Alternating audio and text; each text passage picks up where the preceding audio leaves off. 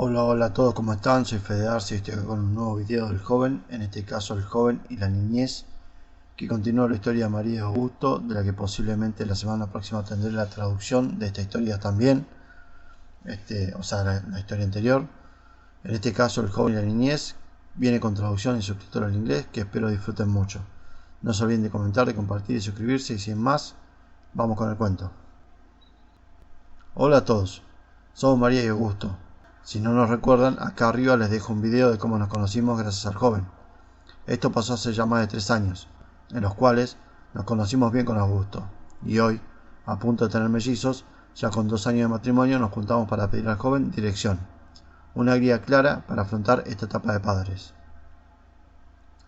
Por ello, como siempre, pedimos en oración dicha guía y nos dispusimos a dormir esta noche de lunes.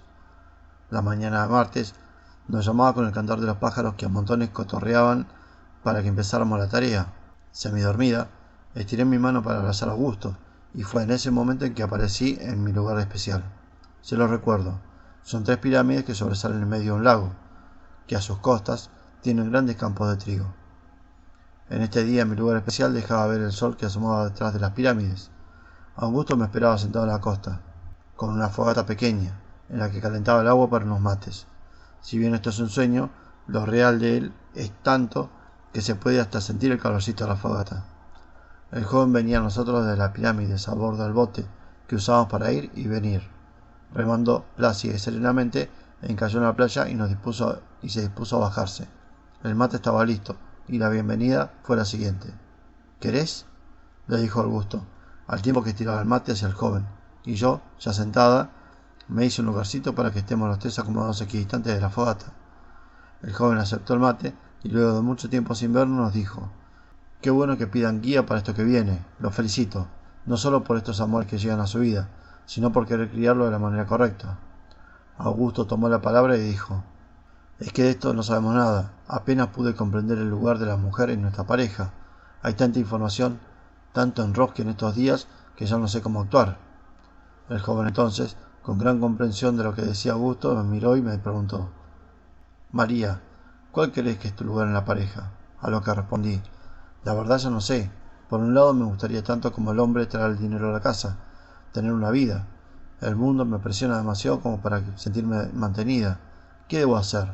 Le terminé preguntando al joven tratando de tener una guía clara, y por ello él respondió: tienen que entender los dos que los primeros años del niño es muy importante.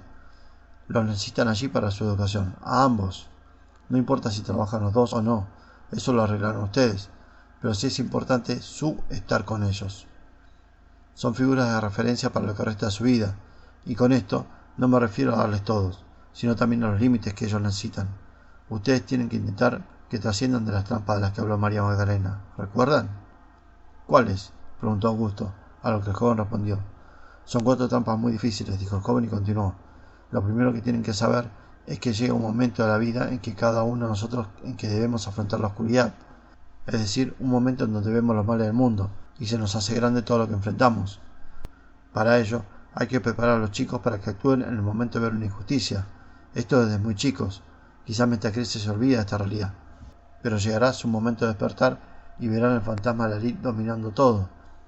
Y ellos se preguntarán: ¿soy muy poco para enfrentar esta realidad? Ustedes con su enseñanza tienen que hacerles siempre recordar el poder de Dios que está con ellos, a cada paso, y que nada deben de temer de ese fantasma llamado Ali, ya que todo en su vida estará guiado por Dios. Esa es la primera gran trampa, llamada oscuridad, ya que muchos luego se acobardan y siguen su vida dormidos, obedeciendo, o mejor dicho, siguiendo a la mayoría. Y la segunda trampa, le pregunta al instante.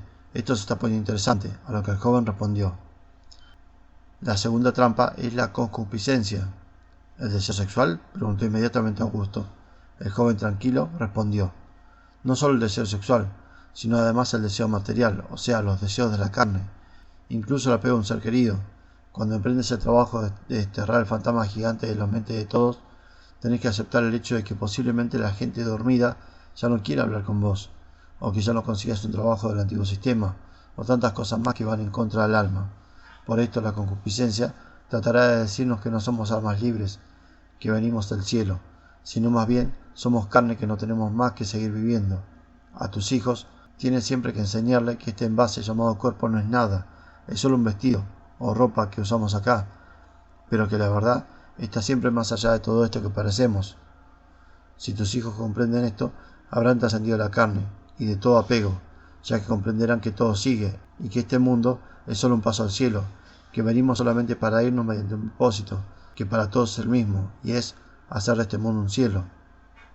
¿Y la tercera potestad o trampa? Pregunté ansiosa, y el joven con santa paciencia contestó: la tercera potestad se llama ignorancia. Ella te hace creer que no eres nadie. Cuando llegas a este punto, ya decidiste ser bueno y dejaste la carne atrás, o sea, la concupiscencia. Ya eres suficientemente sabio como para ser tenido en cuenta, pero la ignorancia te dice que no eres nadie para enseñar o juzgar. La voz que en esta etapa ya habla en nuestros corazones es tapada por esta potestad diciendo que no somos suficientes. Por eso la respuesta es que si bien no debemos creernos más, tampoco somos menos, ya que solo somos almas libres, tratando de no imponer nada a otros, pero tampoco dejarnos guiar por otras palabras de ignorancia.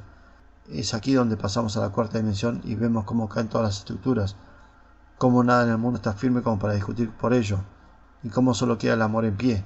Y es aquí donde aparece la cuarta y última potestad, la peor de todas, la ira. ¿Qué tiene esta potestad que es tan mala?, pregunté. Esta trampa viene acompañada de 7 formas, que les voy a pasar textual, del Evangelio de María Magdalena, que dice así: la primera forma es tiniebla, la segunda concupiscencia, la tercera ignorancia, la cuarta la envidia de muerte, la quinta el reino de la carne, la sexta la loca inteligencia de la carne, la séptima la sabiduría irascible. Estas son las 7 potestades de la ira, las cuales preguntan al alma: ¿de dónde vienes, homicida? ¿A dónde vas, dueña de los espacios? El alma respondió diciendo: lo que me ata ha sido matado, y lo que me atenaza ha sido aniquilado. Mi concupiscencia se ha disipado, y mi ignorancia ha perecido. A un mundo he sido precipitada desde un mundo, y a una imagen desde una imagen celestial. La ligadura del olvido dura un instante. En adelante alcanzaré el reposo del tiempo de la eternidad del tiempo. Voy al silencio. Augusto y yo nos quedamos en silencio tratando de dar sentido a alguna frase. El joven nos dio tiempo para hacerlo, pero no aguanté más y le pregunté: ¿qué quiere decir con esto último? Las 7 formas de la ira tienen que ver con las trabas que pasa a las almas trascendidas, encerradas en este mundo. Ella ataca de diferentes formas, una vez realmente despierta, para que ésta pierda la paciencia y pierda así su conexión con Dios. Por eso la potestad la llama homicida, porque Jesús explica en los evangelios canónicos que con solo enojarse con otra persona ya la está matando. El alma despierta lucha mucho con la pérdida de la paciencia, porque nadie se da cuenta de lo obvio, es decir, que somos todos iguales y seres de Dios, y ve cómo se atacan entre sí sin tener nada en cuenta. Esto es un brutal ataque a la paciencia. Por eso la ira pregunta: ¿de dónde vienes, homicida?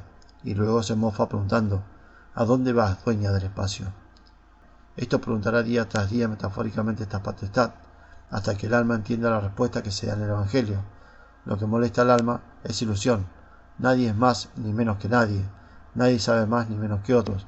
Por ende matamos a la carne. No tengo apegos a esa idea ni pretendo dar forma a otros. Cada alma es libre de sentirse a su manera. Por ello la ira solo ataca queriéndome hacer demostrar cómo yo tengo que hacer que el mundo sea a mi manera, porque supongo que la tengo clara. Esto se llama aceptación del mundo como es, de las personas como son. Una vez logrado esto y mantenido a lo largo de la vida mundana, podemos decir que luego nos fundiremos con el Creador, y seremos ahora sí una imagen del cielo que fue imagen mundana. O podemos decir que bajamos del cielo a este mundo como almas para trascenderlo, sin creernos más en este proceso. Caso contrario, seguiremos en la rueda de la vida. Terminada su explicación, pregunté confundida: ¿y cómo le explico esto a un chico? Solo cuenta las historias que incluyen estas narraciones, historias de superación. Cuando llegue el momento, sabrán qué hacer para despertar. Abrazos.